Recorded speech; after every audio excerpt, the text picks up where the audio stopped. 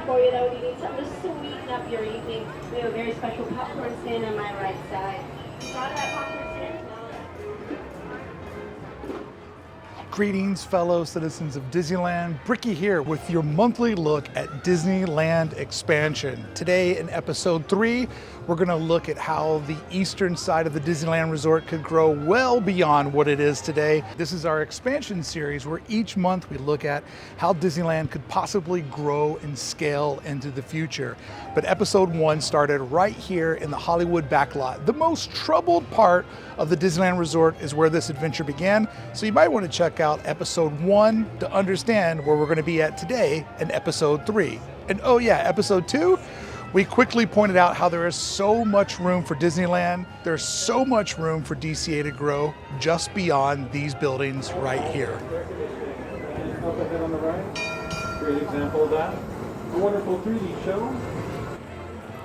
It was in episode 2 where we got into talking about how much room there is on the backside of DCA, and we also adventured into a one-time plan to remove the bus pickup and move that on the other side of Harbor, which let's go there now. So everything that's happening around me would be removed from this sacred land that touches DCA and Tomorrowland. And this area could be more efficiently used for theme park space instead of pick up and drop off, which as we learned could easily be done on the other side of Harbor. What nothing can keep this law from being fulfilled. In the Bible it says that because of the sin of Adam, now Adam was the first man, whoever is against me, whoever is not for me, is against me from the lie. I mean, you're absent from the truth. You are a part of the lie. And obviously, controlling how people get into the park is kind of important considering those guys have set up shop right on the actual edge, like right on the edge. They're selling drinks and preaching the gospel and whatever. Maybe it's not the proper place and time. So in video 2, we looked at a plan that got denied to put a massive parking garage on the backside of where I'm standing. You can go look at that video and learn all the details about them putting that parking garage in and why I think that plan's probably not as dead as some people might think that it is. But in today's video, we're going to walk further down Harbor and show how this parcel of land could be connected to the next piece of Disneyland Expansion. Today, friends, we're looking at Garden Walk and how Garden Walk holds a very important part of the Disneyland Expansion puzzle. And this is the moment in the video where I ask you, you have to be open-minded, you have to be creative. If you're a naysayer, then naysay your way out of here. Because this video series is for people that want to explore the potential of the future, look at failed plans and know that at Disneyland, no plan ever dies, no plan ever goes away. All ideas are open for interpretation and often get recycled. So what do you say? Let's look into Garden Walk and how it could be a big part of the future of Disneyland and what I think a gateway to the third park. So one of the first questions people had about last month's video was, do you think that they could build like a transportation system from this garage over to Disneyland? And I want to tell everybody that if this were to get built, this would actually be the closest parking garage by a long stretch to the parks. A bridge would literally get you there. There wouldn't even be room for a monorail, a tram, or any sort of people mover. I mean, I'll take a people mover, but literally it would not be needed because this parking garage would be so close. So I wanted to address those comments because I saw a lot of people sort of wondering if that's possible, and that's what this series is for, wondering what's possible, taking clues and guesses. But I wanted to fill you in, the proximity is insanely close. Like, you would just literally walk not even a block and you'd be in the parks. All right, so I am now beginning the journey, which is essentially walking the entire length of the parking garage. And keep in mind, while we're doing this walk would indicate like the area that you would pull your car in, where you would park your car, eventually how you would walk over to the edge of the garage, and then at some point go through security on this side of Harbor and then make your way inside of Disneyland. So it is not that far at all to get over to where the Garden Walk area begins. And in fact, that's why it's there, because people tried to make a calculated projection that putting a more adult focused entertainment space adjacent to Disneyland would give people something to do when they were here on vacation. However, I think what was underestimated and why ultimately Garden Walk hasn't been a huge success is that Disney eats up a lot of people's attention. And even though you're right next to a world-renowned attraction, it eats up people's attention. And if they're going to do something, they're going to probably do it inside of the gates. Therefore, meaning whoever holds on to the Garden Walk space is always fighting an uphill battle to try to get people's attention, because quite frankly, they're going to spend their money and their time inside the parks.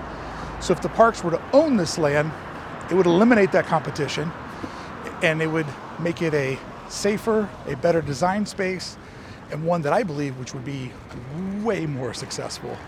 Like ultimately so much more successful. And we are here. And this spot that is behind me, this has been empty for years. This big, long, barren stretch has been cut out like this for a long time. I don't know if it's a fire safety or some sort of safety zone, but I went and looked back on Google Maps and it has been empty for quite some time. So all out, that was a 2-minute stroll, holding a heavy camera and talking, walking at a casual pace so I don't get out of breath. So the entire length of this area where people wanted to tram, 2-minute walk.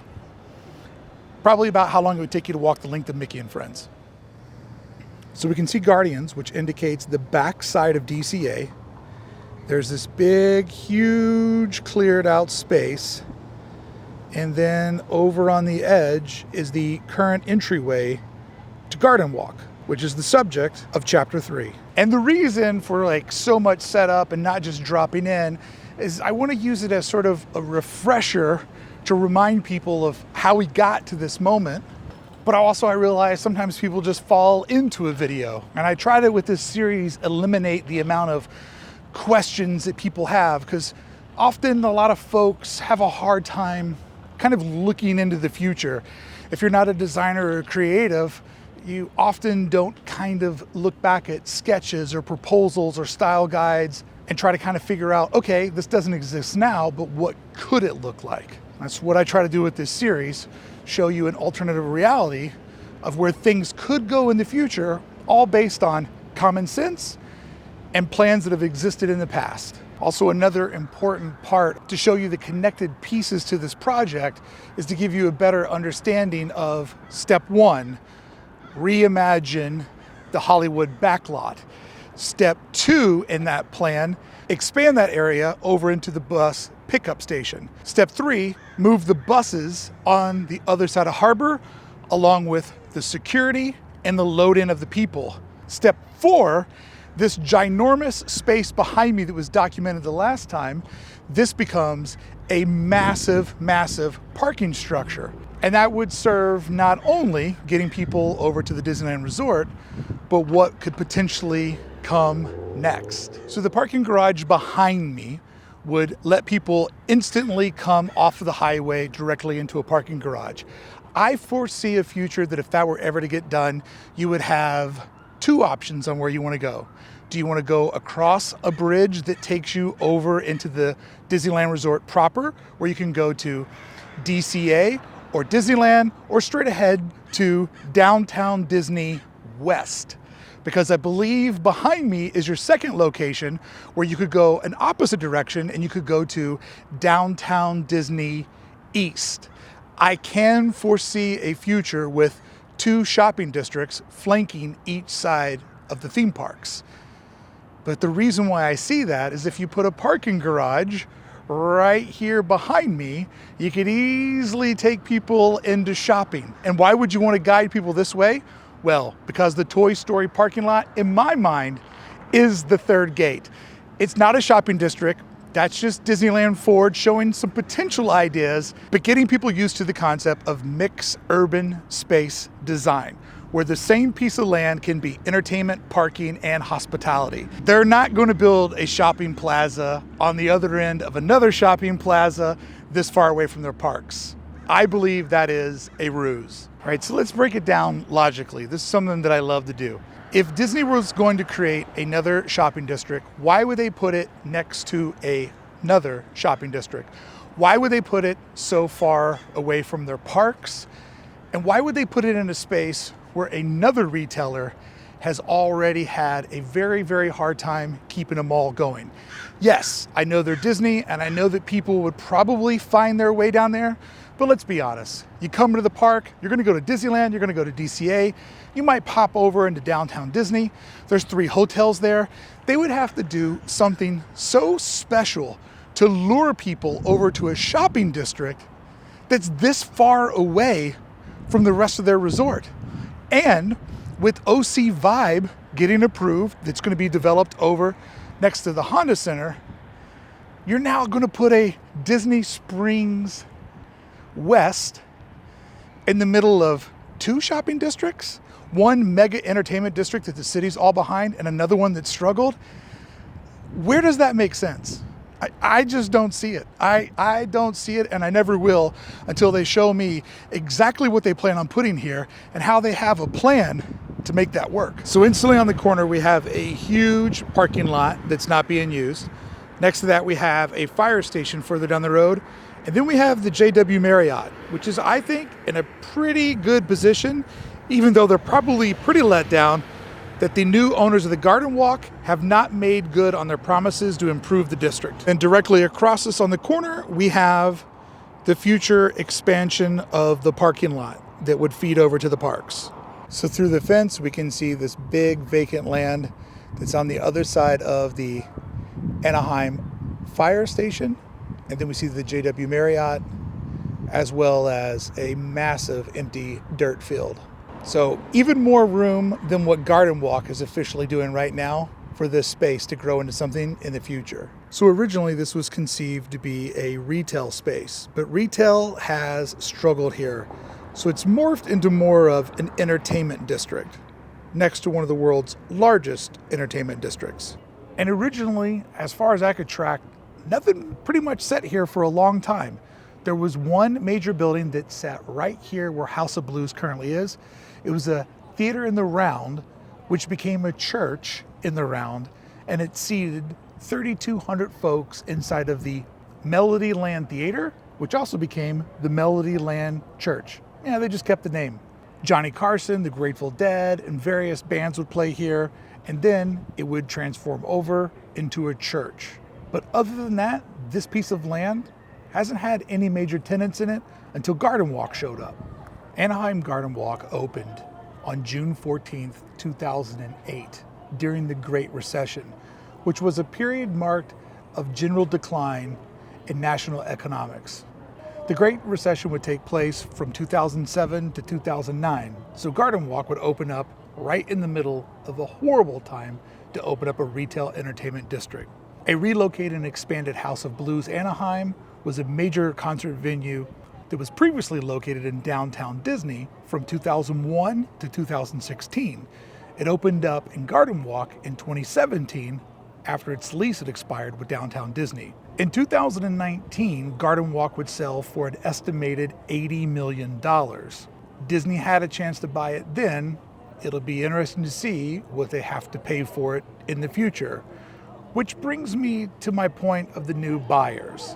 They promised that they were going to do a lot, and they have done some, but not as much as promised. I feel like this investment group bought this property as a chess piece, buying something on the Monopoly board that you know will be worth a lot more in the future. And I think ultimately, when this goes for over $100 million, Disney will be kicking themselves that they didn't buy it for $80 million in 2019. They just weren't ready for whatever their plans are for this space. So maybe not a bad investment to wait. Garden Walk was designed to accommodate an additional 399 timeshare units that could be built on top of its already existing 2,900 parking garage. So as you can see behind me, this shopping district would literally take people right over there to Toy Story. So you're telling me that Disney would build a shopping district that would bring to life another shopping district that they don't own? I don't see it. Why wouldn't you want to own this shopping district and dump people out into your third gate, your final gate that you can build in Anaheim and make this truly a week-long place to visit and stay versus maybe a weekend or a long weekend. I'm sorry, but there is no scenario that I can understand why they would want to build a shopping and entertainment space next to a shopping and entertainment space. It only makes sense that this becomes the shopping, that becomes the park, and they just dump people in. That's the only way that I can see this working. And being a student of Disney and how they do their own version of urban planning, which, let's be honest, is pretty dominant, I can't get it to make sense. I just can't. And it's not a bad location. It's currently a pretty nice looking mall considering the state of what malls look like in 2023. Lots of local vendors doing very experimental things. They've committed into making this a place of the arts. It is a very awkward layout that there's lots of stairs to go up to, and it's sort of forced multi-level experience. Not really sure what's up with this Star Destroyer that fell through the roof, but it's here. But as far as retail goes in 2023, it's kind of hanging on and kind of transforming. Everything with the death of the American Mall needs to offer some sort of entertainment or some sort of community that you can't buy online from Amazon. That's just the truth. That's just the way that it is. So on the night that I'm visiting it, like every other shopping district in America, the restaurants are absolutely killing it. But as far as the shops, they all look dead and vacant. And granted, I did come here pretty close to close, so probably not an accurate depiction of its retail. But to my point, these shops are way more dead than all the shops over at downtown Disney that are currently slammed in the exact evening, same weather, same climate, absolutely slammed in a way that this place just isn't. There was also a Ride Makers here, which if you remember, this was also a downtown Disney tenant. But they are dead in there, not one customer. And let's talk about the arts real quick. There's a lot of arts put into this shopping mall, and that's rad. I'm stoked for the artists. But let's be honest, Instagram moments is what moves and motivates people. It's almost required now to have social media moments installed into whatever you're doing out into the world.